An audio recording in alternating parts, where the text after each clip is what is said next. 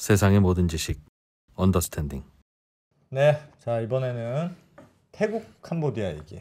네. 둘이서 요즘 두 나라가 요즘 뭐 교전도 할 정도로 사이가 안 좋다고 하는데. 네. 요즘은 우리가 저 외부에서 전쟁이 벌어져도 도대체 누가 우리 편인지를 모르겠어요. 누가 우리 편인지 모르고 솔직히 우리가 동남아에 대해서는 진짜 몰라요. 사실은 왜 싸우는지도 솔직히 잘 모르겠어. 모르고. 왜 싸우지도 모르겠고. 그냥 안 싸웠으면 좋겠어. 가끔 그냥 관광이나 가지. 사실 잘 몰라서. 근데 그러면 안 되죠. 우리 내부 사정 알아야지. 그럼요. 예전에 우리가 이제 일본이랑 사이 안 좋고 그럴 때 쟤네들은 왜 자꾸 저래? 그냥 같이 살지라고 하면 우리 얼마나 기분 나빠요. 그렇죠. 그렇습니다. 캄보디아와 태국 사이에 도대체 무슨 일이 있는지 알아야 된다 이건. 그래서 한국외대 장준영 교수님 모시고 좀 자세히 좀 배워보겠습니다. 어서 오십시오. 네, 안녕하세요. 네. 안녕하세요. 네. 태국 캄보디아. 네. 왠지 그냥 친할 것 같은 느낌이긴 한데.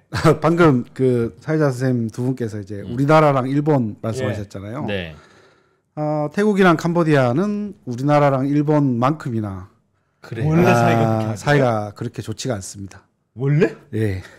야, 뭐 이따가 제가 일본 정도 쉽지 않은데. 제가 이따가 설명을 드릴 텐데 아니, 국민들 사이가 간에 안 좋았던 역사가 있는 거지 사이가 안 그렇지. 좋은 게 아니에요. 그렇죠. 한일 관계는 안 좋았던 역사가 있었던 거지 사이가 지금 안 좋지는 않습니다. 이 두 나라도 마찬가지입니다. 아, 그렇죠. 그러니까 국민적인 정서 뭐 이런 것들이 좀 약간 있죠. 예, 예. 하나씩 좀 알려주십시오. 네. 어떤 건지. 예. 그 뭐 최근에 이제 뉴스에 예. 많이 보도가 됐잖아요. 태국이랑 캄보디아랑 이렇게 뭐 국경 분쟁이 있었는데 예. 그 뭐 이게 그 언론에는 이제 최근에 나왔으니까 이게 가장 뭐 최근에 일어난 일이다 이렇게 알고 있지만 그 역사를 따라가 보면 상당히 오래됐어요. 그래서 먼저 이제 가장 최근 거를 먼저 말씀을 드리면 지난 5월달에 먼저 이제 그 태국의 북동부 지역이랑 캄보디아의 서북부 지역 이겠죠. 이쪽 지역에서 그러니까 태국이랑 캄보디아 국경 수비대 간의 충돌이 있었어요. 네. 그래서 그 사건 이후로 캄보디아 군인이 한 명 사망을 했었는데, 그래서 이제 당시에 태국의 패통탄이라는 그 여성 총리가 있습니다. 이름을 잘 기억하셔야 돼요. 패통탄? 예, 패통탄 친나왓인데 그냥 패통탄으로 할게요. 예. 패통탄 총리가 있고, 그다음에 캄보디아에는 훈마넷 총리가 있습니다. 네. 이 캄보디아 총리, 태국 총리. 예. 태국과 캄보디아 총리가 이제 그 평화롭게 문제를 해결하자라고 약속을 했어요. 예. 그런데 그러니까 그 그러니까 두 지도자의 말씀과 달리 각국 정부에서는 대응이 달랐어요. 그러니까 캄보디아에서는 이 문제를 이제 국제사법재판소, 그러니까 ICJ에 제소를 하겠다 이런 문제를 제시를 했고요. 그리고 그 육로로 이제 입국하는 태국이랑 캄보디아 국민들이 있겠죠. 왔다 갔다 하는 여기는 국경 시장도 되게 크고요. 사람들이 자유롭게 왕래를 해요. 그래서 이제 무비자로 이제 왔다 갔다 하는 기간이 있는데 그걸 대폭 줄입니다. 뭐 예를 들어서 태국 같은 경우에는 그러니까 캄보디아 같은 경우에는 태국 여권 가지고 있는 사람을 기존 2주에서 일주일로 줄였고 그 태국 같은 경우에는 90일이거든요. 90일은 우리나라도 포함돼요. 우리나라 사람도 태국 가면 이제 90일 동안 무비자로 갈 수가 있는데 이 사람들도 이제 60일입니다. 60일에서 7일로 7일로 줄이고. 예, 그렇게 되면서 그 외교적인 문제까지도 이제 발달하고 특히 이제 캄보디아는 국내적으로 보면 TV가 그렇게 재미가 없어서 태국 드라마 이런 거를 인공위성 접시를 달아서 많이 보거든요. 그래서 이제 그 캄보디아 내에서 이제 태국 드라마나 엔터테인먼트 프로그램 이런 거 있잖아요. 그걸 다 방송을 중단시켜 버렸어요. 말이 언어가 똑같아요. 언어가 똑같지는 않은데 약간 밑에 이제 자막 같은 거를 입혀서 하게 되죠. 말이 완전히 같지는 않습니다. 20-30% 정도 같고요. 그래서 이제 그 사실상 이제 뭐 캄보디아 국민들 같은 경우는 태국 방송을 상당히 많이 보는 상황이거든요. 그런 게 있어요. 또. 예. 그리고 이제 경제적으로 보게 되면 캄보디아가 태국에 많이 의존되어 있어요. 특히 전력이나 뭐 수자원 이런 것들이 있는데 태국 같은 경우는 당연히 전력을 차단하겠다. 뭐 이런 나름대로의 그 강수를 이제 많이 태국이 좀 더 잘 사는 나라일 텐데 훨씬 잘 사는 나라죠. 근데 뭔가 지금 캄보디아가 태국에 빈정상한 게 좀 있는 모양이네요. 일단 뭐 자국 군인이 일단 죽었으니까 그 사건이 일어나서 그러니까 그 사망을 했으니까 그래서 이제 뭐 이 사건이 좀 어쨌든 그 처음에 일어났을 때는 이 주로 이제 사건이 일어난 지역이 그 그림이 나가는지 잘 모르겠는데 여기 그림 나오고 있습니다. 예, 그 프레야 베이하르라는 그 사원이 있어요. 근데 이게 상당히 독특한 게 그 태국이랑 캄보디아랑 다 국경 지역에 위치해 있어요. 사원이. 그래서 서로 태국이랑 캄보디아가 이게 자기네 땅에 속한다라고 계속 주장을 하거든요. 그러니까 사원 저도 가보지는 않았는데 사원 자체가 뭐 크거나 그다음에 뭐 역사적으로 그러니까 그 유물적인 가치 이런 것들이 크지는 않습니다. 다른 유적지들이 워낙 많기 때문에. 그래서 요거를 두고 과거부터 계속 충돌을 해왔거든요. 그래서 이번에 5월달에 있었던 충돌 지역도 이 지역을 둘러싸고 일어났던 그런 지역이에요. 그래서 그 오른쪽 그 지도에 보시면 이게 노랗게 표시된 지역이랑 좀 분홍색으로 표시된 지역을 보시면 이게 주로 그러니까 크게 태국 중심으로 해서 4개 지역에서 일어났다라고 보고요. 캄보디아에서도 자기네들 그 주로 이제 군인 국경 수비대들이 활동하는 지역으로 보통 나누고 있습니다. 그래서 이제 5월달은 일단 이렇게 해서 한번 지나가나 싶었는데 그 교전이 또 한번 일어나게 되는 겁니다. 최근 뭐 지금 최근 일주일 사이에 이제 많은 그 교전이 또 있었습니다. 그래서 이제 뭐 최근 들어서는 이제 그 엊그제죠. 7월 28일 날 이제 일단 그 휴전에 합의를 했습니다. 근데 이제 휴전을 중지했던 국가가 이제 말레이시아인데 말레이시아는 이게 왜 말레이시아가 했느냐라고 물으면 그 태국이랑 캄보디아 뭐 이런 국가들이 속해 있는 아세안이라고 들어보셨죠? 동남아 국가연합이라고 돼 있는데 여기에 이제 의장국이 있어요. 이 의장국이 1년마다 이렇게 돌아가게 되는데 올해는 이제 말레이시아가 차례죠. 그래서 말레이시아가 의장국이에요.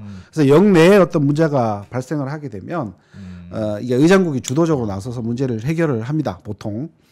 그래서 이제 말레이시아가 이제 중재를 해서 7월 28일 날 0시부로 이제 합의가 휴전이 됐습니다. 그래서 공식 발표를 했는데 민간인이 35명, 그러니까 태국 측이 22명, 캄보디아가 13명 정도가 사망을 했고, 그다음에 140명 이상이 이제 부상을 입었고, 이제 피난민들이 많이 발생을 했어요. 26만 명 이상. 그러니까 국경 지역에 살고 있는 사람들인데 우리는 그 남북한이 그 대치하고 있는 상황이니까 국경이라는 개념은 우리는 좀 달라요. 그런데 동남아 국경 저는 많이 다녀봤는데 국경 자체가 상당히 큰 시장이에요. 시장. 네, 시장. 엄청나게 큰 시장. 입니다. 그러니까 실제로 태국이랑 캄보디아 국경에 가게 되면 거기서 거래할 테니까. 예, 거기서 이제 각국에서 나오는 물건들을 그 세금을 주고 거래하는 것도 있지만 밀무역도 상당히 많이 만나서 서로. 예, 그렇죠. 그리고 제가 뭐 한 십수년 전에 갔을 때 우리나라 군복들 있잖아요. 우리나라에서 군복, 이 중고 군복들 거기 가면 시장 가면 다 팔아요. 그러니까 웬만한 우리나라 제품들 가면 거기서 이제 우리나라 왜 헌옷 같은 거 수거해서 이렇게 가잖아요. 그게 저는 솔직히 어디 가는지 잘 모르거든요. 근데 가서 그 시장 가니까 엄청 있어요? 많이 있어요. 그러니까 정말 말 그대로 없는 게 없을 정도이고 그리고 이따가 뒤에서 말씀드리겠지만 이 두 나라 사이에는 카지노가 사실상 좀 많이 있어요. 카지노가 상당히 많이 있는데 카지노는 이제 좀 돈이 있는 사람들이 많이 가겠죠. 그래서 이제 주로 태국 관광객들이 캄보디아 쪽에 와서 카지노를 하고 그 놀다가 이렇게 돌아가는 경우가 상당히 많이 있습니다. 근데 이제 그 캄보디아가 1970년대부터 해서 90년 초까지 이제 내전이 있었잖아요. 우리가 킬링필드라고 들어보셨죠? 그래서 킬링필드가 있으면서 이 킬링필드가 후퇴하면서 지뢰를 상당히 많이 매설을 해뒀는데 그 지뢰가 아직까지도 완전히 다 제거를 못했어요. 그래요. 그래서 그러니까 동네 아이들이 놀다가 지뢰 같은 걸 밟아서 신체에 손상이 있는 친구들이 있어요. 그래서 국경 지역에 가면 이렇게 뭐 그 팔이나 다리가 그 손상된 그런 친구들도 적잖게 있습니다. 그래서 그러니까 저는 그걸 보고 상당히 좀 뚜렷이 대비되더라고요. 앞에는 자본주의를 상징하는 엄청나게 큰 카지노들이 휘황찬란하게 있는데 그 앞에서 이렇게 뭐 좀 구걸을 하거나 하는 그런 친구들도 적지 않겠습니다. 그래서 이 국경을 가면 하나의 거대한 그러니까 도시 이런 것들을 형성을 하고 있죠. 그래서 이 국경에서 살고 있는 사람들을 이 상당히 많은 피해를 입었던 것으로 그렇게 볼 수가 국경 있을 것 하니까 같아요. 무역도 그쪽에서 많이 되기도 상당히 하고, 많이 있습니다. 카지노도 관광객 네, 상대로 카지노도 있고. 그렇죠. 근데 이게 태국, 캄보디아만 있는 게 아니고 예. 동남아에 그러니까 중국이랑 붙어 있는 대륙부 지역 있죠. 이쪽 지역은 모든 국가들이 육로로 왔다 갔다 할 수 있잖아요. 그래서 거기 가면 국경 시장이 다 크게 만들어졌습니다. 모든 국가마다 다 그렇게. 그러니까 막 철조망이 막 있고 그런 느낌. 전혀 그런 게 없습니다. 보통 이 지역의 국경이라고 하면 아주 작은 개천, 그러니까 자기네들은 강이라고 부르는데 우리의 개념을 봤을 때 거의 개천 개념이죠. 그 개천에 다리가 이렇게 보통 돼 있고 다리 교량이 있는데 그게 보통 우정의 다리라고 보통 불러요. 대부분 다. 그래서 우정의 다리를 넘어서 사람들이 왔다 갔다 하는 거죠. 그냥 막 왔다 갔다. 그냥 왔다 갔다 하고. 화개장터 같은 거야. 그렇죠. 우리가 얘기하는 개구멍 뭐 이런 것들도 적지 않게 있어요. 개구멍도 있고 다리 밑으로 이제 밀수를 하기도 하고 뭐 세관인들이 눈을 감고 그냥 밀수를 봐주기도 거의 하고. 한 나라처럼 왔다 갔다 하겠네요. 상당히 많이 있습니다. 근데 왜 두 나라가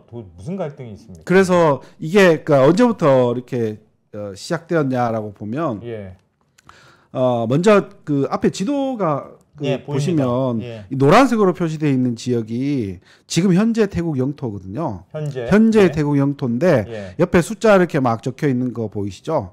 그래서 여기 보시면 이게 태국이 동남아에서 유일하게 서구의 식민 경험을 받지 않은 국가예요. 다른 동남아 10개 나라가 있는데 모든 국가들은 태국을 제외한 모든 국가들은 식민화되었어요. 그래서 옆에 있는 버마, 지금 현재 미얀마죠. 미얀마 같은 경우는 영국의 식민 통치를 받았고 동쪽으로 라오스, 그다음에 캄보디아, 베트남은 이제 프랑스의 그 식민 지배를 받았습니다. 그런데 문제는 뭐냐 하면 태국이 식민화를 겪지 않으려고 했던 여러 가지 방법이 있는데 그 중에 하나가 당시의 태국 영토를 영국과 프랑스에 적당히 떼어주는 거예요.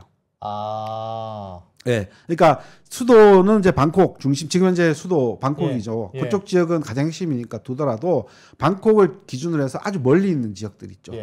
그러니까 서쪽으로는 영국, 동쪽으로는 프랑스와 가까운 지역을 떼주는 거죠. 그냥 여기만 너희 가져. 그렇죠. 그렇게 떼주면서 건들지 마. 그렇죠. 그렇게 떼주면서 프랑스는 태국은 자신들의 독립을 지킬 수 있는 것이죠. 그래서 지도상에 보시다시피 여기 샨스테이트라고 되어 있는 것이 1893년 영국으로 떼줬다 이런 의미가 되는 거죠. 그래서 이때 당시만 하더라도 태국 영토였던 것이죠. 지금은 이제 미얀마 영토가 떼어준 건 못 받았어요. 그렇죠. 된 것이고요. 여기도 마찬가지죠. 그다음에 남쪽 지역에 여기도 보면 그 말레이시아 북부 지역이랑 태국 남부 지역도 분쟁 지역이거든요. 여기도 이제 태국 남부에 무슬림들이 많이 살아서 태국은 전통적으로 불교 국가잖아요. 그래서 무슬림들 간의 갈등이 적지 않게 있는 곳이에요. 그래서 이 식민 시기를 거치면서 이 영토, 그러니까 그러니까 영토를 어떻게 나누냐에 따라서 이런 문제가 발생을 했고요. 캄보디아도 역시 마찬가지예요. 지금 국경 분쟁이 발생했던 이 지역도 여기 뭐 1904년에 태국이랑 프랑스가 국경 협약을 맺거든요. 국경 협약을 맺으면서 국경을 이제 긋는 거죠. 국경을 이렇게 긋게 되는데 그 정확히 그러니까 태국도 입회를 하고 프랑스 사람도 입회를 해서 국경을 제대로 그은 거예요. 그었는데 이것을 정확히 정리하는 과정에서 1907년에 다시 이제 보여주게 되는 거죠. 보여주게 되는데 아까 보셨던 이 프레아 베이하르 이 사원 있죠. 이 사원을 캄보디아 영토에 넣어버린 거예요. 선을 그을 때 잘못 그어서 프랑스가 마지막에 잘못 그어서 원래는 태국 영토였는데 일부러 그런 거 아니야? 일부러? 정확히 저희는 잘 모르겠어요. 그래서 이게 산 위에 있어요. 산 위에 이렇게 언덕에 이렇게 올라가 있어서 굳이 뭐 경제적으로나 이런 거는 특별하게 의미는 없는 곳이라고 볼 수가 있어요. 그리고 이쪽 지역은 아까 제가 말씀드렸던 국경시장 이런 거랑 특별히 상관이 없어요. 약간 산악지대이기 때문에. 그래서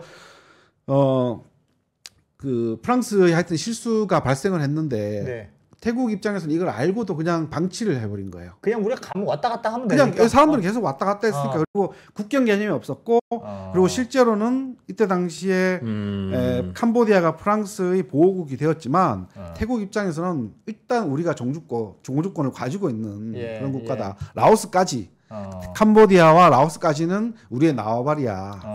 옛날 역사적으로 그렇죠. 이렇게 된 거죠. 지금도 지금도 일부 태국 사람들은 그렇게 생각하는 사람들이 있거든요. 저기 사실 우리 땅이야. 그렇죠. 캄보디아랑 발해 같은 느낌인가 보다. 캄보디아랑 라오스는 뭐 우리의 영향력 하에 있는 거지. 뭐 이렇게 생각을 해요.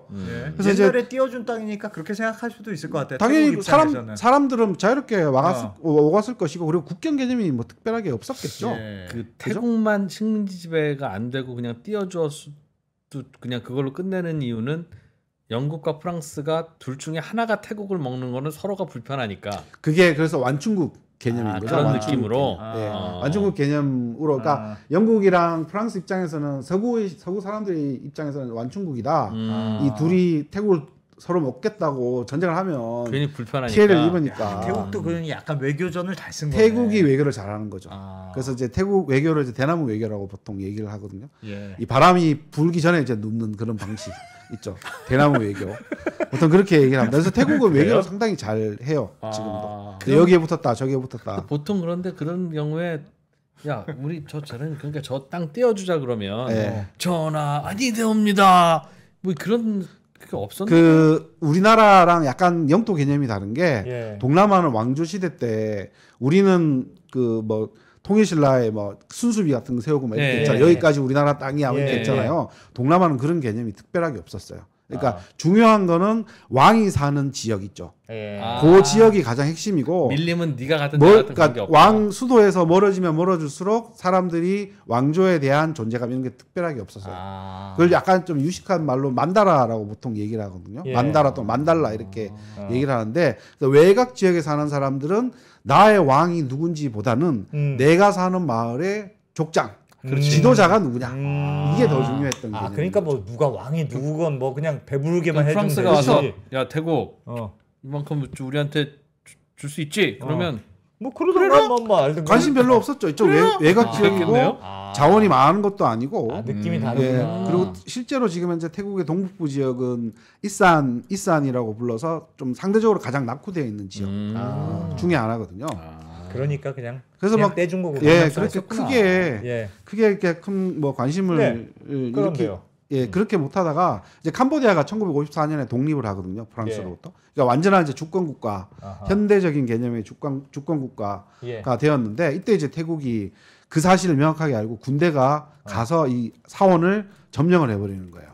이거 우리 땅으로 들어와 있어. 이게 원래 우리 땅이야. 그때는 잘못된 거야. 그래서 그러니까 정치인들은 그냥 그대로 뒀는데, 그러니까 태국 정치인들과 달리 태국 군부가 움직여서 이 땅을 사원을 가져가게 된 거죠. 태국에서? 태국에서. 잘못 국경을 그은 거니까? 잘못 국경을 그었는데, 그러니까 잘못 국경을 긋고 난 다음에 태국은 왕정이니까 왕실이나 정치인들은 크게 관심을 기울이지 않았는데, 그 캄보디아가 독립하고 난 다음부터는 태국 군부가 움직여서 이건 우리나라 땅이야.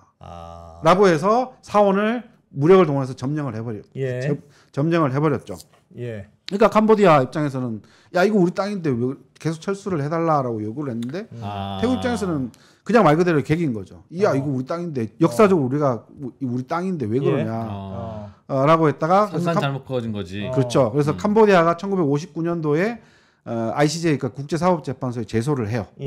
제소를 하는데 그 국제사법재판소에서도 프랑스가 국경선 잘못 그은 거 맞다. 그리고 태국이 니네도 그걸 인정했으면서 왜 주장을 하지 않았냐. 니네가 바보다. 태국이?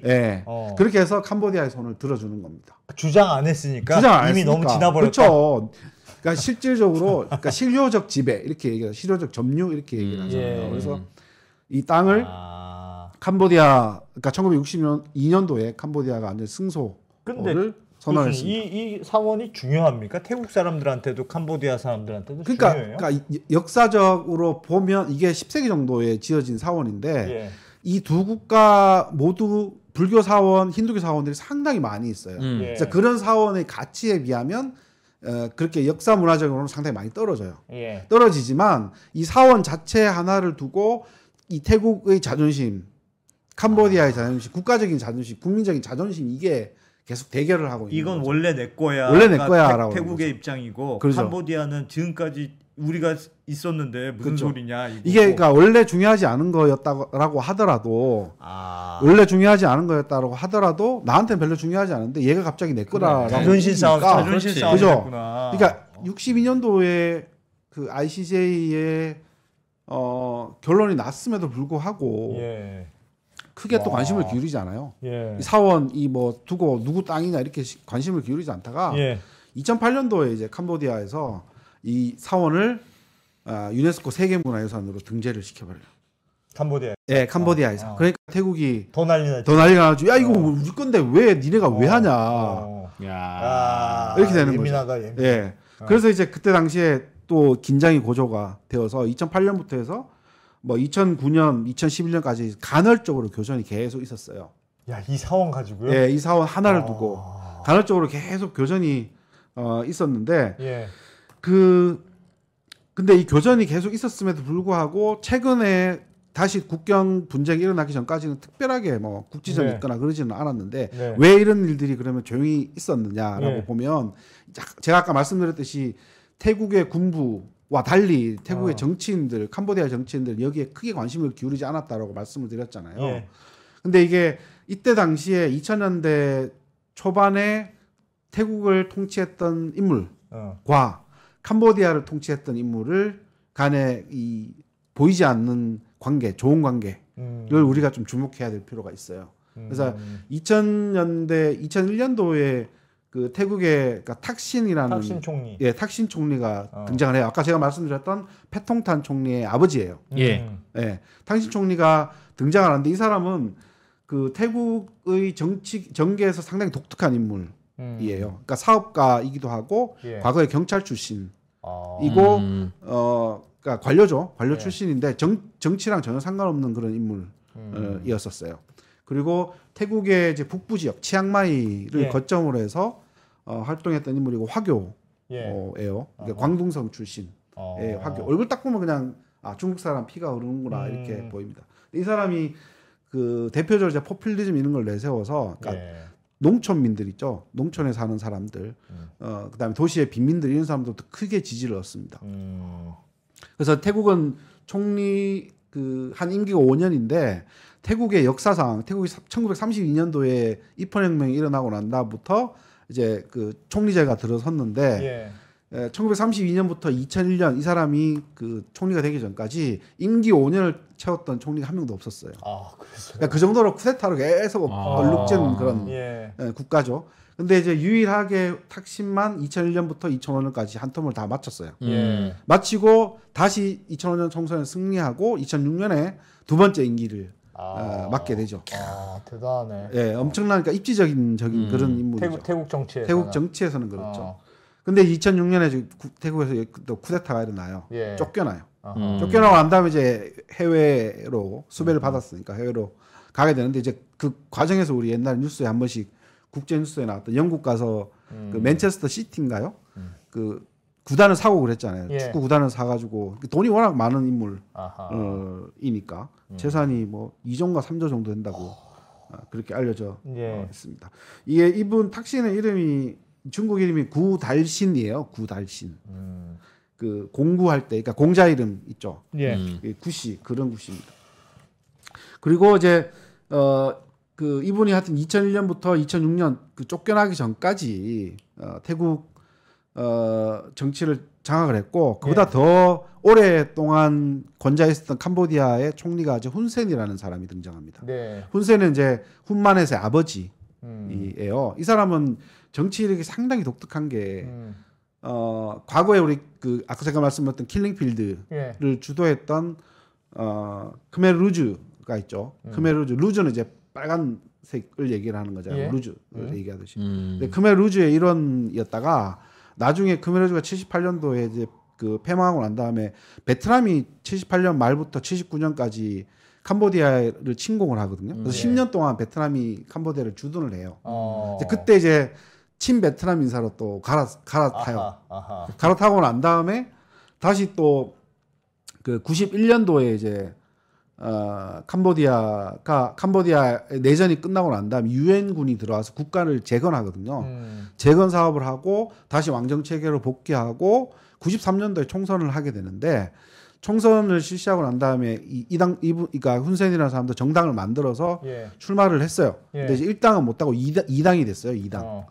2당이 돼서 총리가 못 되겠죠. 총리가 당연히 못 됐겠죠. 근데 이때 당시에 1당을 했던 사람이 이제 훈신팩이라는 그 사람 라나리드라는 사람의 훈신팩이라는 정당인데 예. 이 정당이 이제 왕당파예요.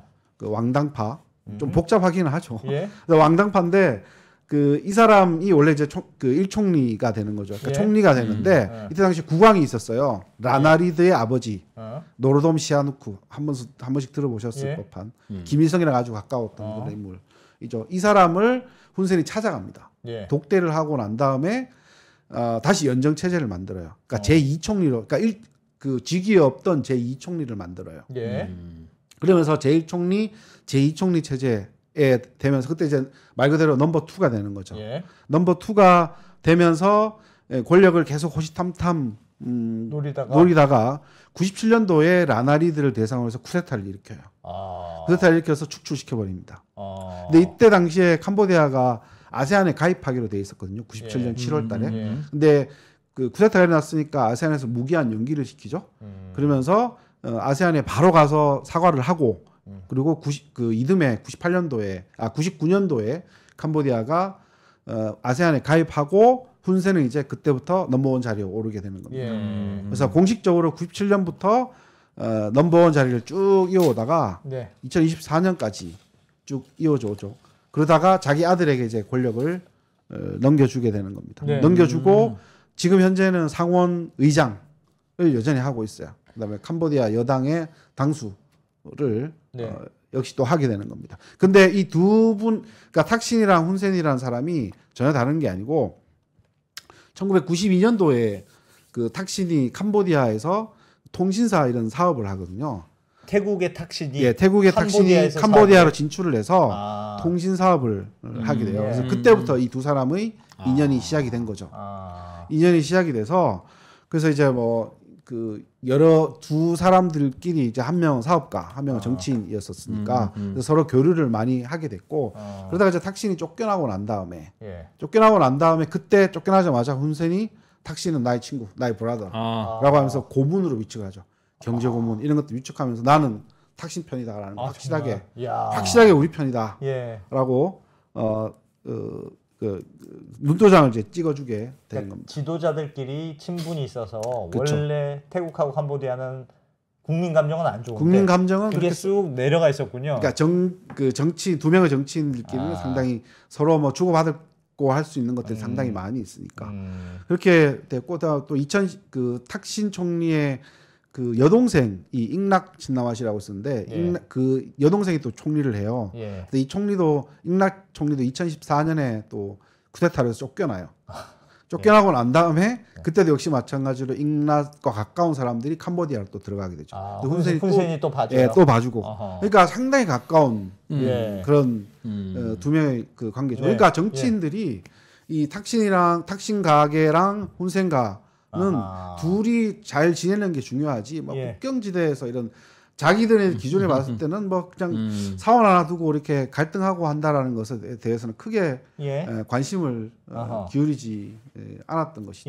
그래서 사원은 뭐 보는 사람들마다 관점은 있겠지만 두 국가의 정치인들의 기준, 그 다음에 뭐 유족이나 이런 기준에서 봤을 때는 크게 중요한 것은 아니지만 그래도 국민들의 자존심, 우리의 역사, 국민의 이런 것들이 묻어 있다라는 것에 있어서는 서로 포기할 수 없는 그런 상징적인 존재라고 보는 게 맞지 않을까. 근데 그러니까 말씀하셨던 대로라면 두 정치인가에서 워낙 돈독했고 그래서 그냥 그거는 국민들은 좀 기분 나쁠 수는 있으나 대충 묻어두고 넘어가는 그런 상황이었는데 왜 다시 상황이 안 좋아졌어요? 그러니까 그 핵심적으로 6월달에 통화 녹음이 하나가 딱 그 녹취가 폭로가 되거든요. 이게 뭐냐면 패통탄 총리랑 훈센.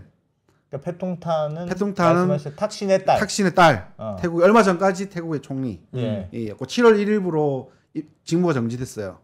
지금 현재. 그러니까 7월 1일부로 직무가 정지됐고 이 그 패통탄과 훈센, 그러니까 훈만에서의 아버지과 과거 태국의 캄보디아의 총리, 이 두 사람 간의 그 녹음 전화 녹음이 폭로가 됐는데 그 내용을 제가 이렇게 물어보니까 제가 그러니까 영어로 했느냐 이렇게 물어보니까 통화를 영어로 했느냐 그렇지 않고 각자 태국어 캄보디아로 하고 크메르어로 하고 중간에 통역을 그러니까 이중 언어를 잘하는 친구들이 통역을 해서 했다 얘기를 했다고 그러더라고요. 그래서 이제 그 내용을 보게 되면 그게 통화가 중요했나 보죠. 네, 그러니까 통화 내용을 보니까 이 이군 사령관, 태국의 이군 사령관이 있는데 이 이군 사령관의 역할이 그 브레아베이아 사원이 있는 국경 지역 있잖아요. 이쪽 지역을 지키는 사령관이었나 봐요. 그래서 그 패통탄 총리 입장에서 자기 군부를 감싸야 되는데 그 사람을 비난한 거예요.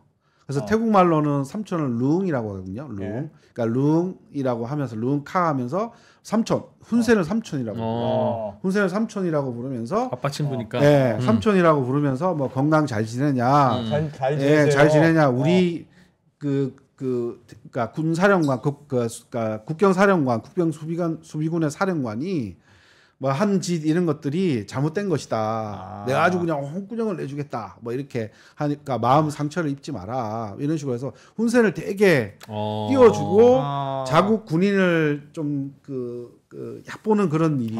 그 원래 골칫거리였던 군인이었어. 국경에서 둘이 싸웠는데 국경에서 분쟁이 생겼는데. 그럼 우리가 상식적으로 봤을 때. 우리나라랑 같은 그 국경 분쟁이 있으면 우리는 당연히 우리나라 편을 들어야 될 거잖아요. 그렇지 않나요? 근데 편은 마음은 그럴 수 있는데 저 나라랑 외교적 수사. 그렇죠. 저 나라랑 지금부터 전면전할 거라면 모르겠으나 싸움은 가능하면 일으키지 않아야 되겠다는 서로의 그게 있으면 아유 우리 그 원래 그 군인이 원래 좀 그렇잖아요. 그래서 속은 착한 사람인데 하여튼 제가 사과드리겠습니다. 미안해요. 그런가요? 그럼 그것도 할 수 있죠. 근데 그 통화가 자기들끼리 얘기했으면 그럴 수 있는데 그게 왜 공개가 됐어요? 그래 공개가 되면 골치 아프지. 그러니까 훈센이 그걸 녹음을 했다가 공개를 한 거예요. 공개를 했으니까 훈센이 공개를 해버렸어요. 훈센이 공개를 한 거예요. 훈센이 자기 주변에 있던 토탈리 사람들, 크레이지다. 미친 거 아니야? 그러니까 자기 이너서클 한 20명한테 이제 공개를 해버린 거예요. 어머나. 공개를 해서 그게 알려지게 된 거죠. 그럼 당연히 이거는 국민들이 막까지 하는 거지. 난리가 난 거죠. 그래서 이거를 빌미로 삼아서 패통탄이 직무정지가 된 거예요. 근데 훈센은 측근들한테만 공개했는데 그 통화가 왜 또 유출이 됐어요? 그게 뭐 공개가 안 되겠습니까?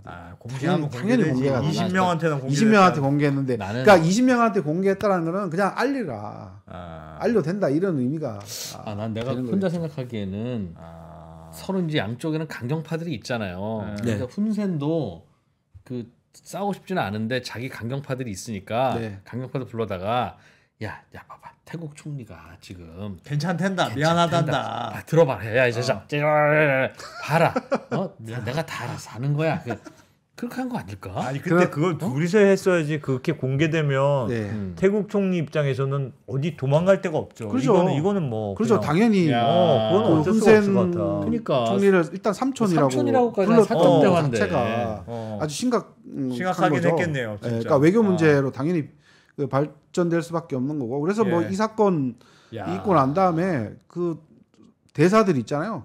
그 대사들 다 그냥 부르고 소환, 공국 소환. 그다음에 외교 관계 이제 막 끊지는 않았는데 거의 단교 수준까지 지금 간 그런 상황이에요. 상당히 좋지가 않은 그런 상황인데 뭐 일단 휴전 맺었으니까 다시 정상화될 가능성도 당연히 있겠죠. 근데 왜 훈센이 왜 이 통화 녹취를 공개했을까?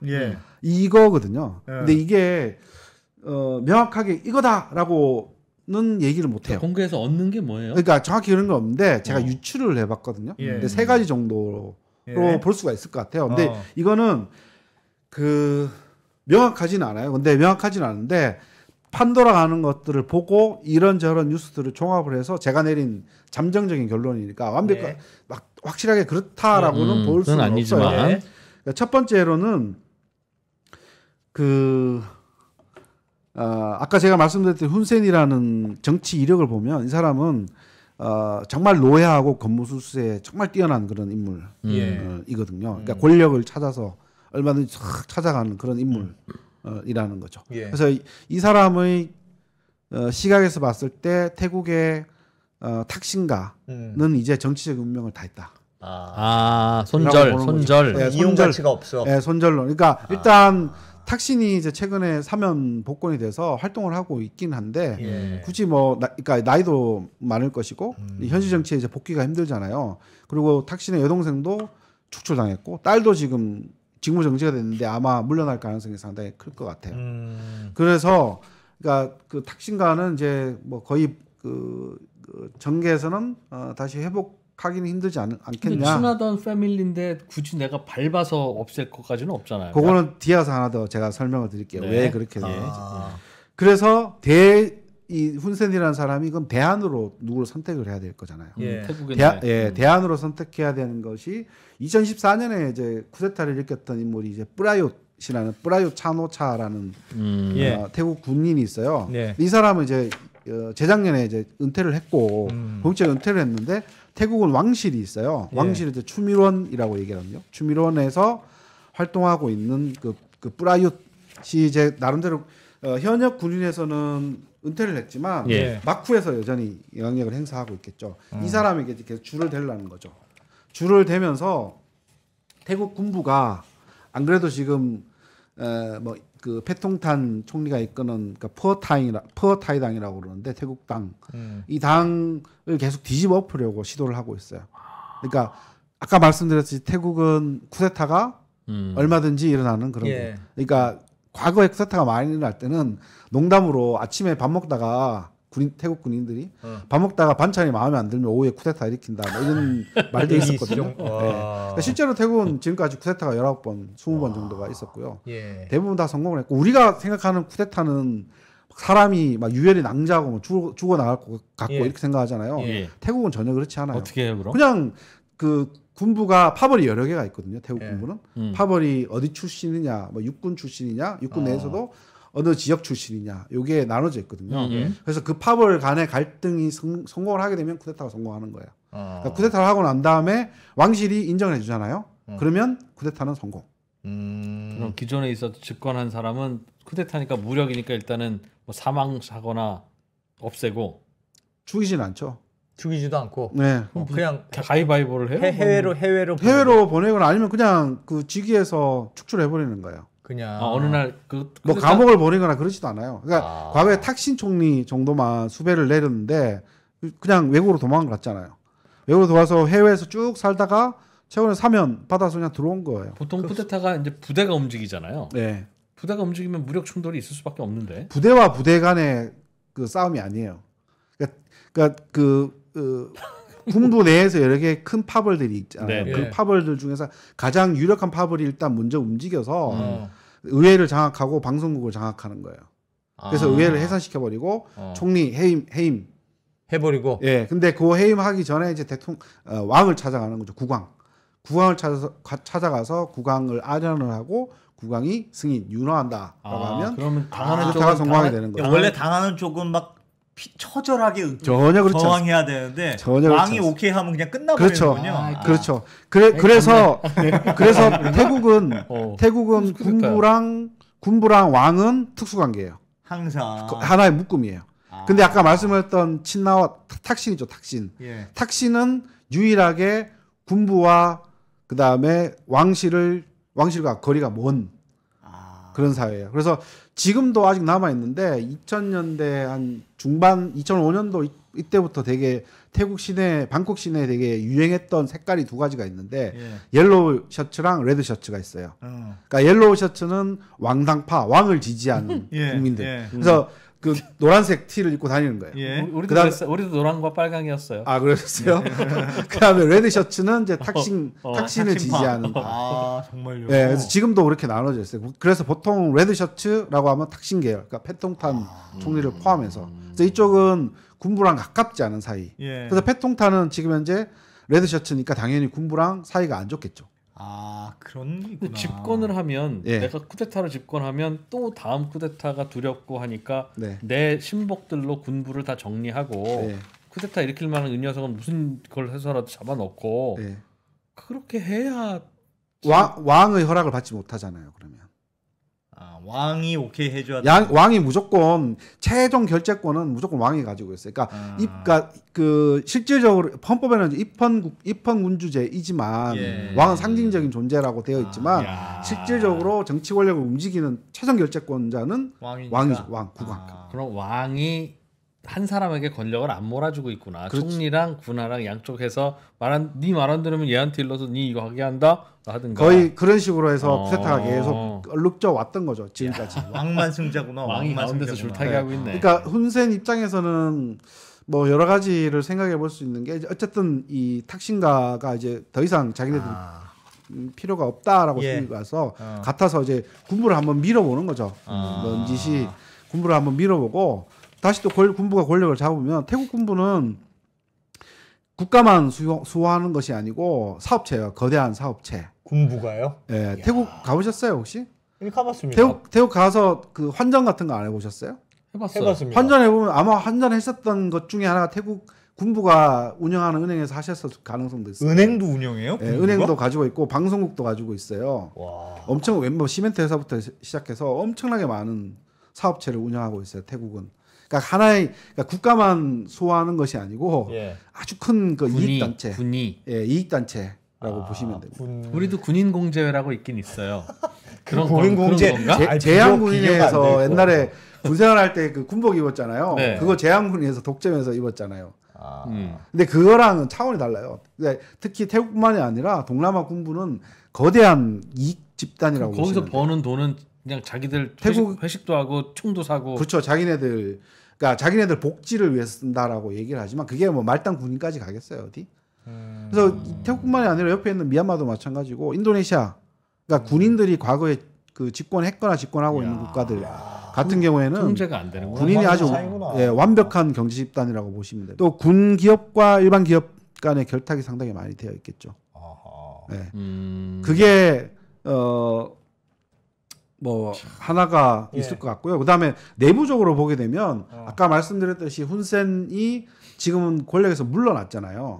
물러났으니까 자기 아들에게 권력을 넘겨줬는데 자기 아들도 군인 출신이거든요. 그래서 군 내에서 입지는 강하지만 확실하게 군 내의 입지를 더 밀어주는 차원에서 이 캄보디아 군부가 계속, 그러니까 캄보디아 군이 국경지대에서 계속 교전을 하게끔 허락을 하는 거죠. 그러면서 그러니까 훈센의 입지도 강하게 하고 아들의 입지도 지금 총리가 됐으니까. 교전하는 게 왜 입지가 강해져요? 군 출신이잖아요.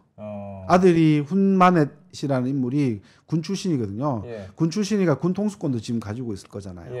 그러니까 물론 군 통수권은 국왕에게 있긴 하지만 실질적으로 군을 움직이는 사람은 총리가 되는 것이고. 그래서 이 인물이 나서서 내가 이 과거에 그 군의 아주 높은 인물이었지만 지금 현재 총리지만 우리나라의 군부가 교전에서도 그러니까 그 국경지대이긴 하지만 교전에서 태국에 절대 밀리지 않는다라는 것을 보여주기 위한 거죠. 자신의 위세를 아주 강력하게 보여주는 캄보디아 입장에서 태국하고 약간 뭔가 열등감 같은 게 좀 있는데 그렇죠. 우리는 태국하고 대등하게 싸우는 그러니까 군이야. 군사력을 동등 비교하면 사실상 안 되거든요. 캄보디아랑 이 태국이라는 이 두 나라는 이따가 제가 군사력 잠깐 보여드릴 텐데 전혀 비교가 안 된단 말이죠. 그렇지만 일단 우리가 태국이라는 나라랑 계속 밀릴 수가 없다. 언제든지 우리는 싸워서 이길 수 있다. 이런 것들을 계속 보여주기 위한 거죠. 그러니까 캄보디아 내에 이 그 국민들을 통합하고 일종의 캄보디아판 북풍이네요. 그런가요? 그렇게 보시나요? 그렇게 보실 수도 있겠네요. 그렇게 볼 수도 있고, 그다음에 두 번째로는 그 최근 들어서 캄보디아 내의 반체제 인사들이 태국으로 많이 망명을 했거든요. 망명을 해서 태국은 어쨌든 민주주의 국가, 그러니까 표면적으로 자유민주주의 국가니까. 그래서 거기에 망명한 사람들, NGO, 그러니까 시민사회 단체들이나 반체제 인사들이 가서 훈센가를 비판하거나 여러 가지 뭐 폭로를 한다라는 거죠. 그리고 과거에 그 정치인들 가운데 프랑스로 망명한 사람들도 적지 않게 있거든요. 캄보디아 사람들 중에서 그 과거 식민 지배했으니까. 그래서 거기 가서 이제 훈센가를 많이 비판을 하는 거죠. 쟤네들은 마약 사업도 하고, 뭐 카지노 사업도 하고, 뭐 스캠, 사이버 스캠 뭐 이런 거 있잖아요. 온라인 도박 이런 거, 그런 사업도 하고 막 엄청나게 많은 폭로를 하거든요.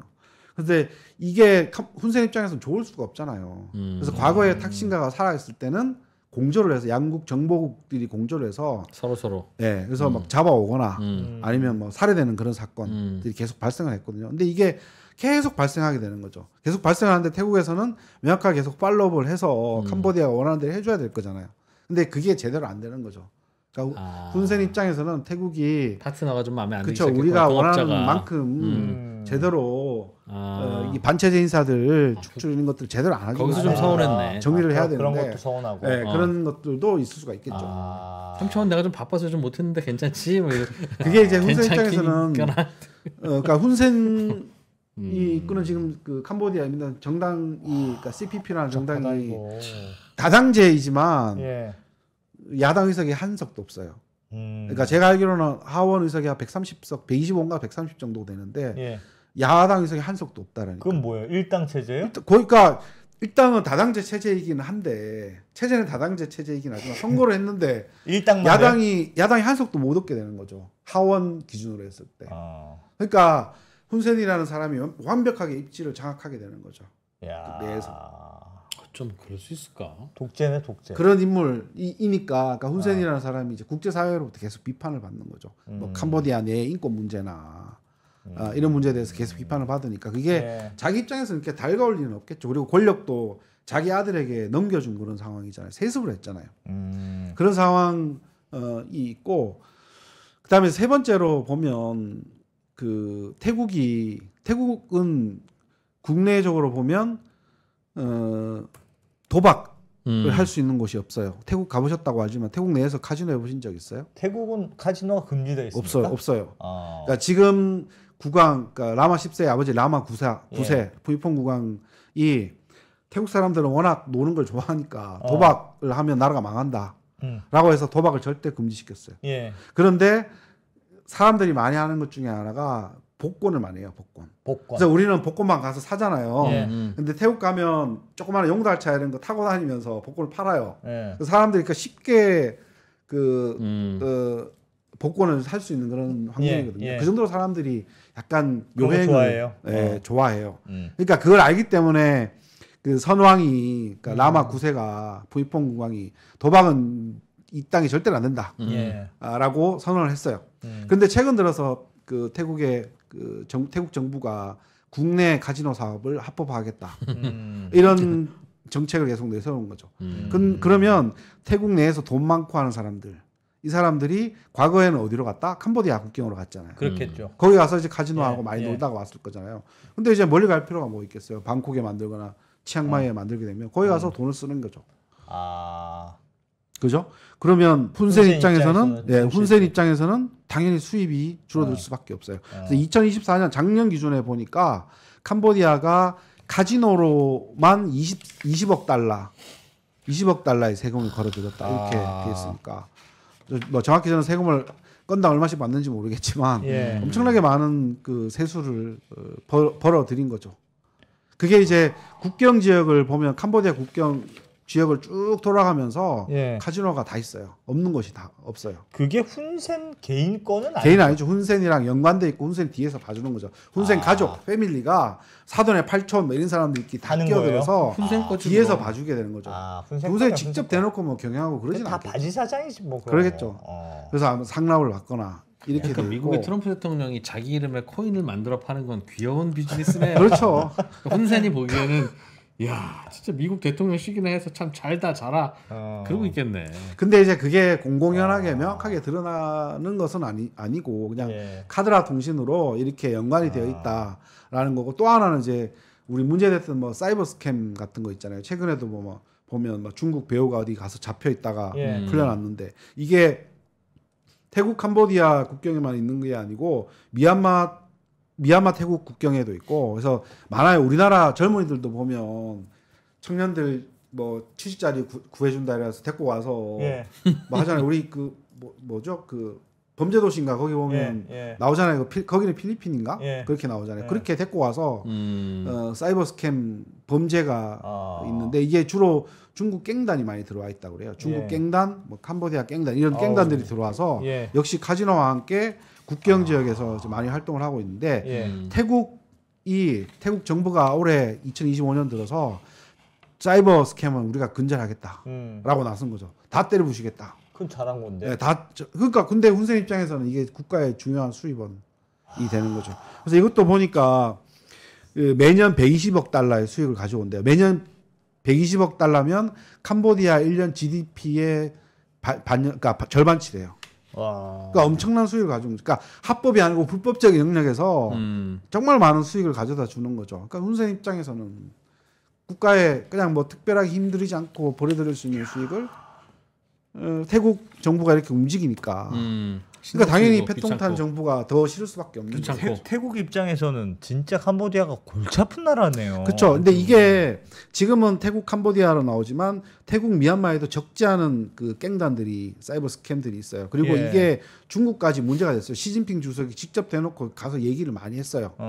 이게 중국 사람들이 윈남성에 사는 사람들이 넘어와서 사이버 스캠 센터를 만들어가지고 엄청나게 많은 돈을 해 드시는 거거든요. 사기를 많이 쳐먹는 거라고요.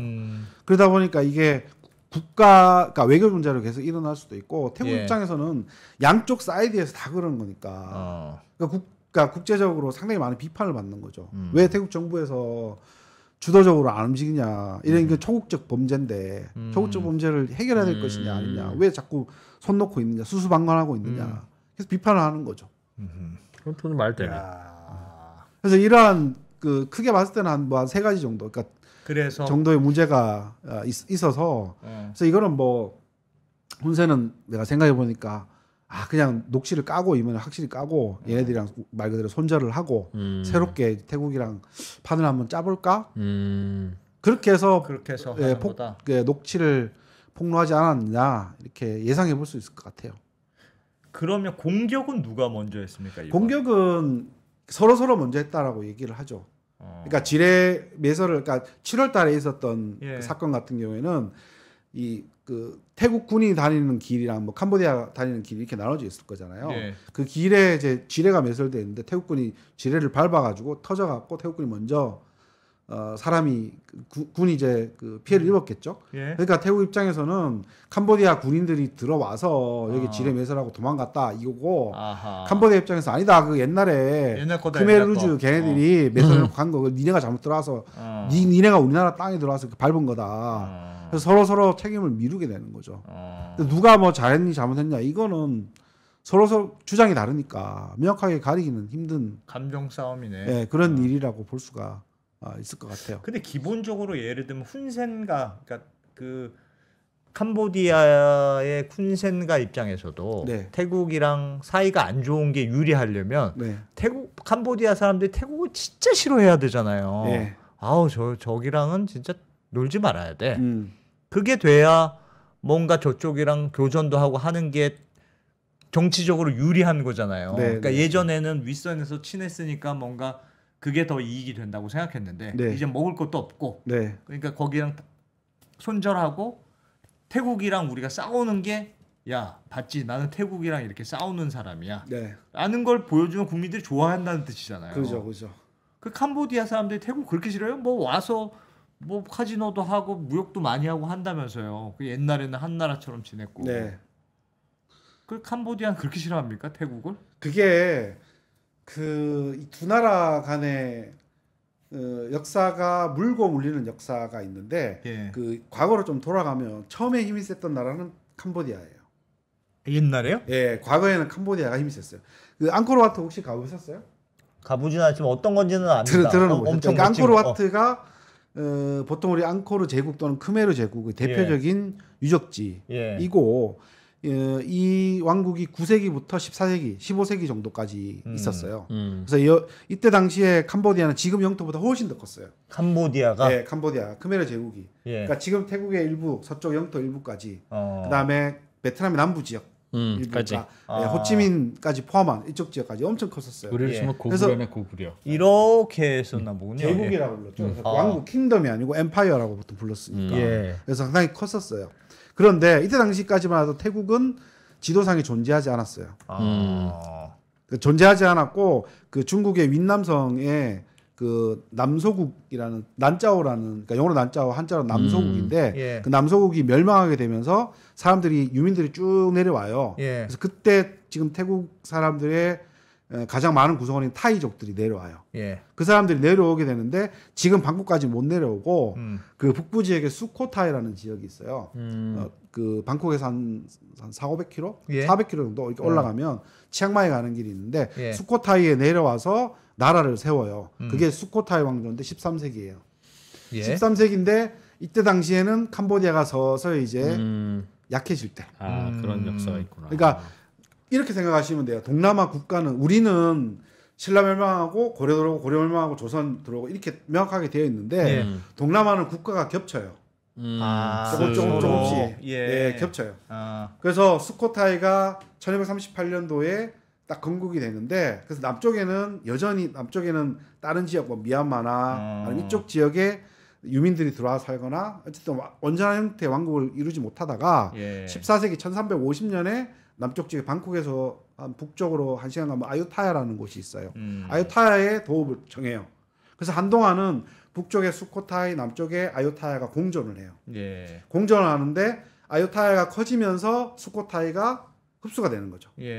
흡수가 되고 그러면서 흡수하고 난 다음에 이 아유타야가 동쪽으로 나아가게 되는 거죠. 동쪽으로 나아가면서 캄보디아를 점령하게 되는 겁니다. 1430년. 태국의 새로운 신흥 왕조가 그렇죠. 신흥 왕조가 캄보디아를 완전히 점령하게 되고 그때 당시에 캄보디아는 중심이 이제 앙코르와트에 있는 시엠리앱이었어요. 시엠리앱을 버리고 지금 현재 수도인 프놈펜으로 가게 돼요. 그래서 이제 그 이후부터 태국은 그러니까 동쪽으로 캄보디아와 라오스에 대한 영향을 계속 행사해요. 계속 영향을 행사를 했는데 근데 태국도 상당히 아픈 역사를 갖고 있는 게 서쪽에 미얀마로부터 계속 침략을 받아요. 계속 침략을 받아서 서쪽으로는 못 나가고 동쪽에 라오스랑 캄보디아를 계속 건드는 거예요. 계속 건들. 특히 라오스 같은 경우에는 수시로 막 그 침략을 받아요. 그래서 라오스 말은 태국 말이랑 거의 비슷해요. 남한 말, 북한 말처럼 호환이 다 돼요. 말도 거의 비슷하고 그렇게 되어서 아까 말씀드렸던 그러니까 프랑스가 들어오게 되면서 식민화되는 그 과정에서 그 태국 입장에서는 이 두 나라 캄보디아랑 라오스는 그냥 쟤네들은 왕국은 가지고 있지만 우리가 언제든지 정벌할 수 있는 그런 대상이다라고 생각을 해요. 그래서 이 사진을 하나 이게 보시면 제가 이거 옛날에 찍은 사진인데 여기가 그 방콕에 있는 그 왕궁이에요. 방콕의 왕궁에 저 갔는데 이게 저는 이거 보고 약간 깜짝 놀란 게 이게 앙코르와트 미니어처예요. 앙코르와트 미니어처가 방콕 왕궁에 이게 왜 있을까? 궁금하지 않았어요? 궁금하지 않으세요?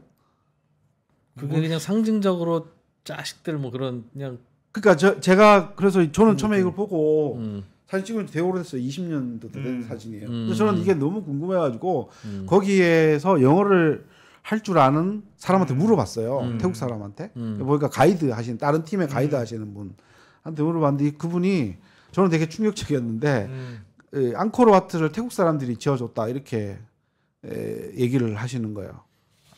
태국 사람이 지어줘서 원래 태국 건데. 그럼 진짜 큰일 나는 얘기구나. 저는 깜짝 놀라가지고. 그도 어디서 그렇게 들었냐 하니까 그렇게 배웠다라고 얘기를 하는 거예요. 그래서 정말 좀 당황스럽다라고 그 말 생각하는데 맞을 거예요. 크메르 왕조가 앙코르와트 지을 때 야 쟤네들 노예로 데리고 와 지으라고 해. 그래서 과거에 붙잡혀온 사람들이 태국 사람들이었을 거예요. 뭐 그럴 수도 지어줬지. 그럴 수도 있겠지만 근데 이게 언제 지었냐면 19세기 중엽이에요. 태국에 라마 4세가 있습니다. 라마 4세 몽굿 왕인데 라마 4세가 이때 당시가 이제 그 프랑스에게 영국과 태국 땅을 떼줄 때요. 태국 땅을 떼주니까 자기네들 스스로 생각할 때 아주 캄보디아 우리 영토인데 아까운데, 그죠? 그래서 국경 지역에다가 이 앙코르와트를 상징적으로 짓자. 우리 땅이다라는 걸 확실하게 남겨두기 위해서 짓자라고 했는데 국경에는 못 짓고 그냥 방콕 왕궁 내에 이렇게 지은 거죠.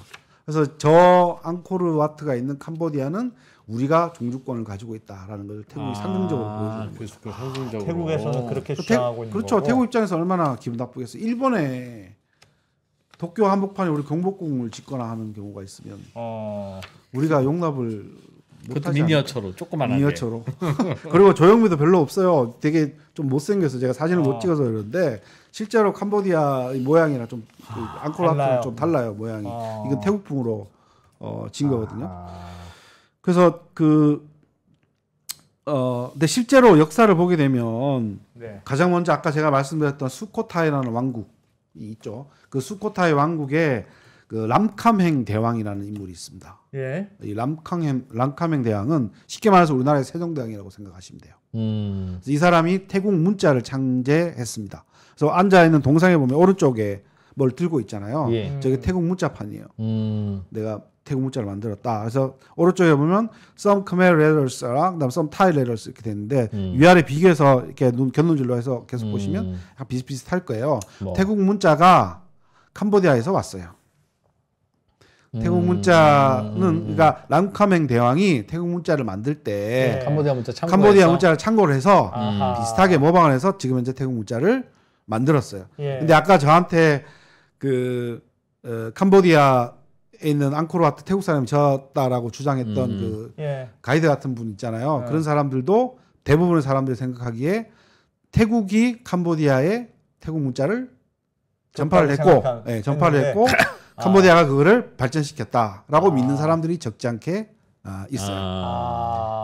왜곡된 역사가 되죠. 그래서 제가 캄보디아 입장에서 진짜 억울하겠다. 그래서 역사를 이렇게 제가 그 페이스북에 준비하면서 페이스북에 좀 찾아봤거든요.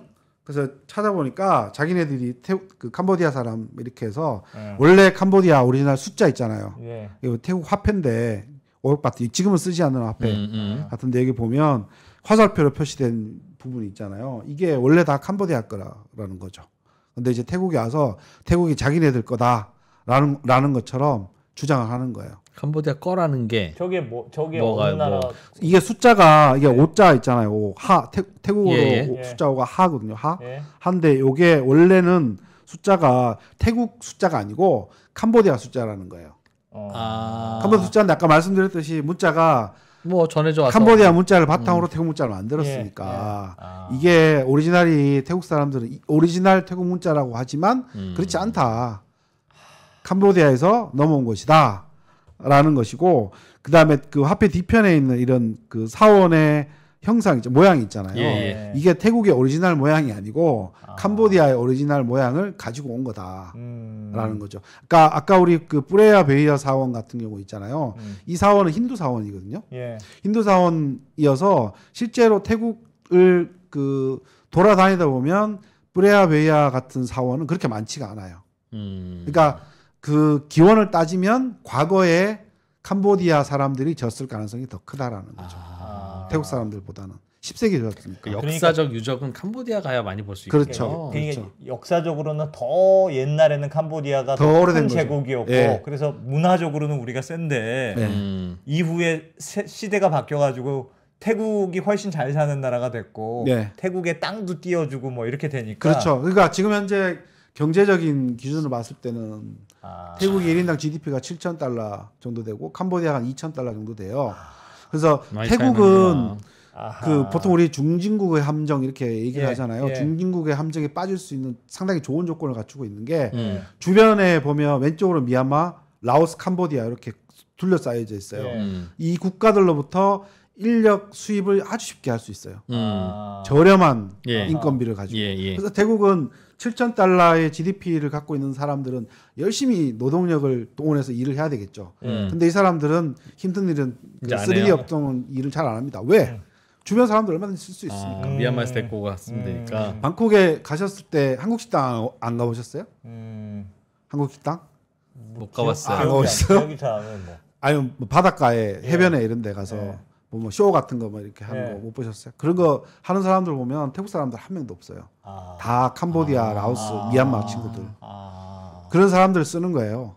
그러니까 태국 입장에서는 그 물론 최근 100년 동안의 한 경제적인 성공을 바탕으로 해서 자기네들의 아주 과거 역사들을 조금씩 계속 바꾸려고 하는 거죠. 그러니까 캄보디아 입장에서는 주변국 입장에서는 그런 게 지금 현재 그런 게 뭐가 중요하냐, 우리가 먹고 사는 게 더 중요하지라고 했다가도 나의 정치적인 입지, 이익 이런 것들을 생각하면 정치인들은 동원하는 거죠. 우리가 말하는 국뽕을 일단 국뽕이 취하게끔 만드는 거죠. 제가 기사를 한번 찾아보니까 예전에 태국의 유명 여배우가 앙코르와트가 태국에서 만들어진 이거 맞습니다, 가지고 무슨 폭동이 일어나고 그랬네요. 맞습니다, 그거 가지고 아예 저쪽에서는 그러니까 제가 2003년도에 있었던 일인데요. 예. 그러니까 수완난 컹잉이라는 그 태국 배우. 그러니까 그때 당시에 이제 저 배우예요? 저 배우? 저 배우입니다.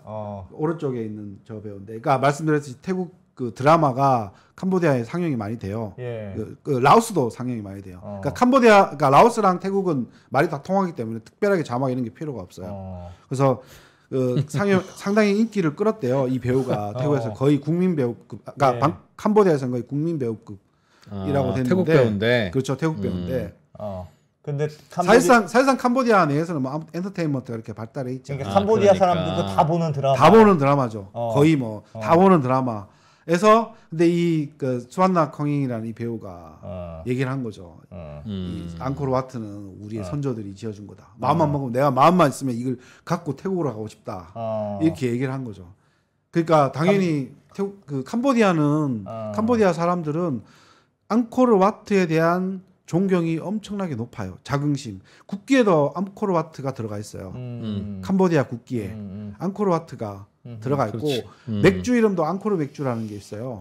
그래서 중요한 곳곳에는 앙코르가 다 들어가 있는데, 그거를 앙코르와트를 우리 선조들이 캄보디아에서 가장 핵심인데 그거를 태국 사람들이 지어줬다라고 얘기를 하니까 당연히 국민들 입장에서 난리가 나고, 그래서 그때 당시에 폭동이 일어났어요. 그러니까 캄보디아 내에 있는 태국 뭐 상인들, 이 사람들에 대한 당연히 폭동 이런 것들이 일어났고, 대사들 다 소환하고 뭐 외교관과 끊겠다 이런 일들이 계속 일어났었죠. 근데 그래서 이번에 일어났던 그 사건이 한꺼번에 그냥 순간적으로 확 일어났다기보다는 계속 압력하고 있었던 누적된 불만이구나. 그러다 한꺼번에 확 터진 거죠, 뭐.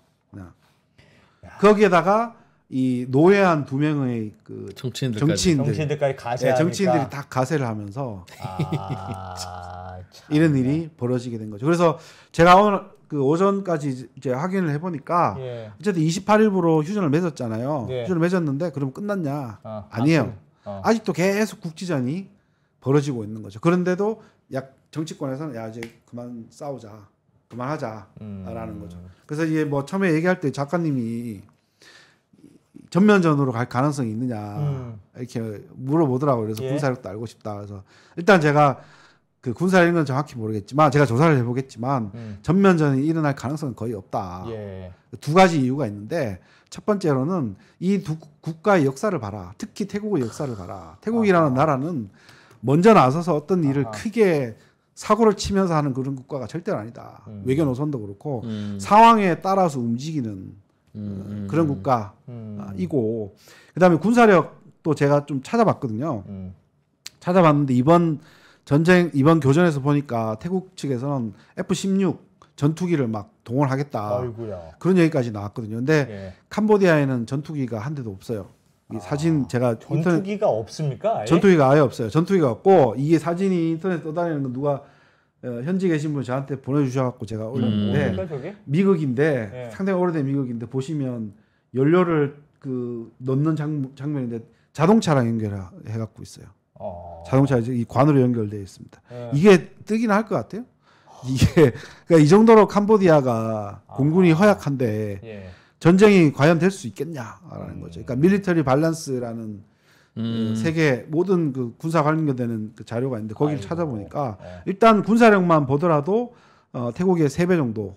태국은 25위인데 캄보디아는 그렇죠. 95위네. 그렇죠. 그 정도로 되어 있고, 군사력만 태국이 뭐 상군 합쳐서 36만 명이고 캄보디아가 12만 명. 군사력은 우리나라가 전 세계 5위예요. 우리나라가 5위예요. 제가 참고로 가져왔습니다. 이게 우리 일단 쪽수가 많은 게 가만히 많은 그런가요?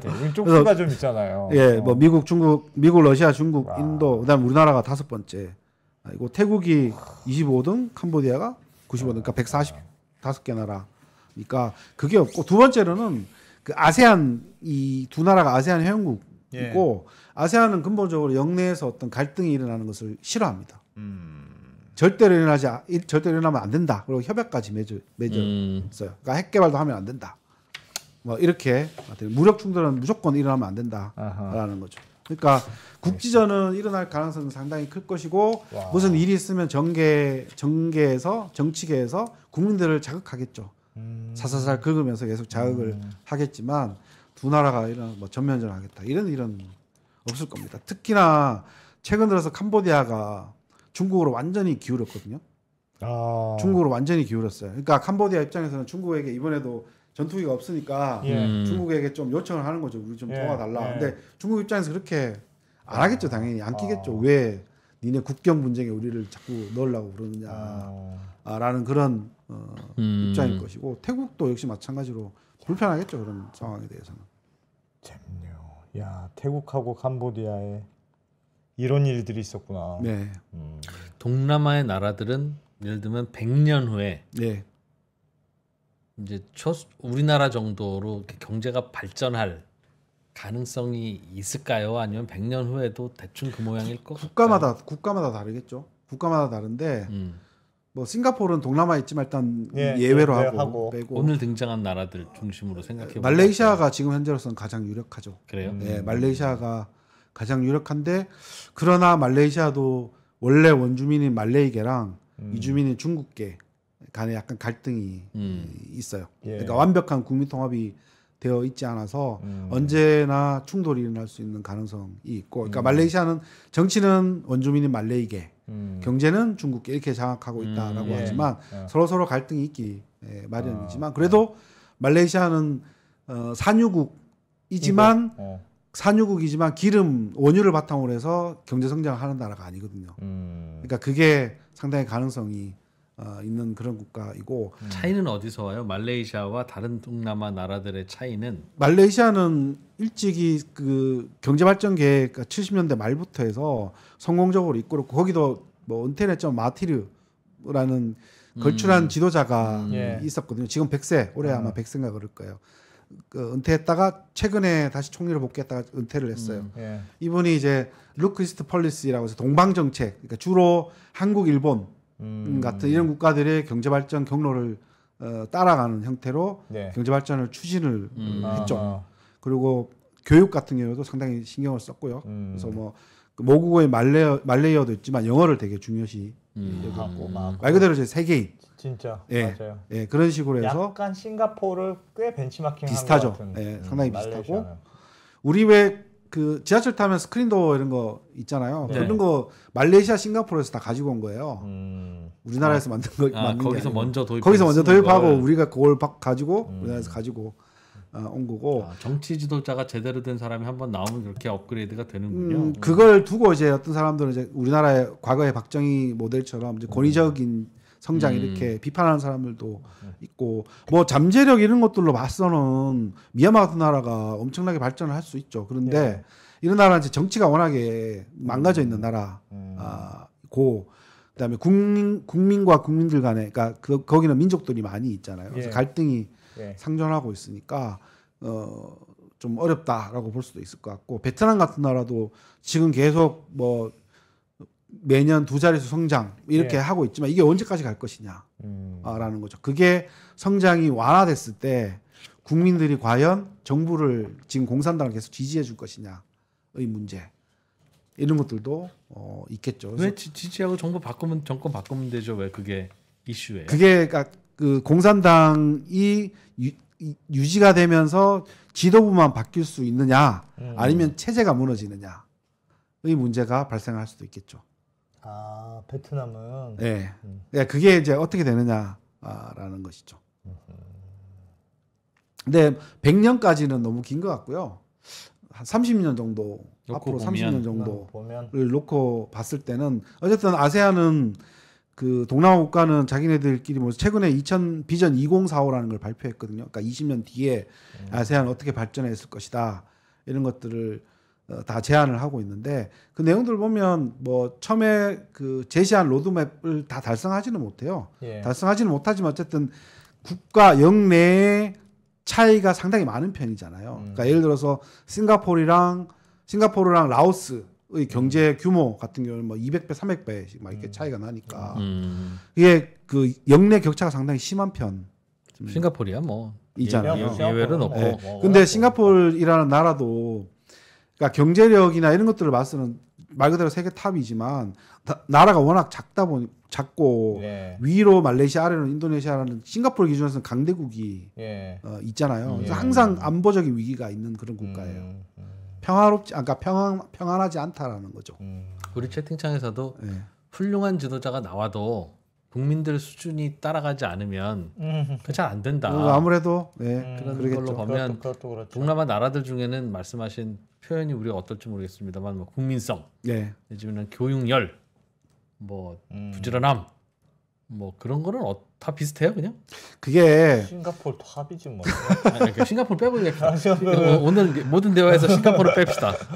제가 국민성이라는 말을 안 좋아하거든요. 왜냐하면 우리나라에도 5천만 명 정도의 사람이 사는데 그 사람들이 성격을 하나로 뭉뚱그려서 일반화할 수는 없잖아요. 대충의 뭐 특징은 나타나긴 하지만 그래서 뭐 동남아 사람들, 우리나라 사람들 보면 저 사람들 막 게으르다 이렇게 얘기하는 사람들도 있고 하잖아요. 그건 게으른 게 아니고 동남아 사람들 좀 느려요. 이 일을 추진할 수도 우리나라 사람들이 너무 빠를 수도 있는 것이고 상대적으로 봤을 때 약간 느린 것처럼 보이긴 하지만 동남아 사람들은 제가 봤을 때는 개성이 상당히 뚜렷하고 자기 자신의 마음을 명확하게 표현하기보다는 속내. 그거 뭐 아시안이 다 그렇고.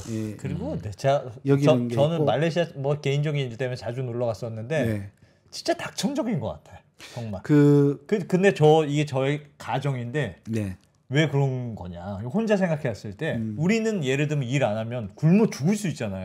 얼어 죽고 진짜 죽어요. 근데 거기는 안 죽어. 그럼 바나나도 있고 그냥 뭐 길거리에서 자도 안 죽어 절대. 그렇게 생각 시원하지. 그렇게 생각하시는 분들이 많이 마지노선이 없는 것 같아. 그런 누워 있어도 뭐 바나나 떨어지면 먹지 뭐 이렇게 생각을 하시는데 뭐 그것도 맞을 수도 있겠지만 동남아 사람들은 그 역사적으로 이렇게 쭉 보면 개인주의적 성향이 상당히 강해요.